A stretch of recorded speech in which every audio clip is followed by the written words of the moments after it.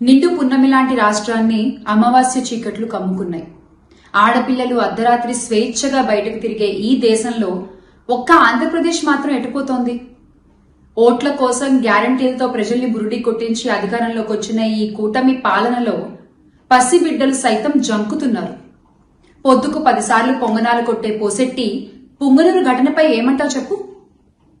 అన్నయ్య అన్నావంటే ఎదురవనా అంటూ ప్రచారాల సమయంలో సినిమా డైలాగులు కొట్టి అధికారంలోకి వచ్చిన ఇప్పటి నాయకులు జరుగుతున్న అఘాయిత్యాలపై అత్యాచారాలపై నోరు మెదపరేం సామి? రామరాజ్యాన్ని రావణ కాష్టంగా మార్చినటువంటి ఈ కూటమి పాలనలో ఆడపిల్లలకి రక్షణ లేకపోవడం అనేది సిగ్గుచేటు. మాకు మా ఆడపిల్లల మాన ప్రాణాలే ముఖ్యం. బాబుగారు, మీ సొంత జిల్లాలో ఇంత జరిగితే, ఇంత ఘోరం జరిగితే, ఇంత అఘాయిత్యం జరిగితే మీకేం అనిపించట్లేదా అండి? బాబొస్తే అదొస్తుంది, బాబొస్తే ఇదొస్తుంది, ఇవన్నీ దేవుడెరుగు. ప్రాణాలు పోతున్నాయి సార్ మీరు వచ్చాక.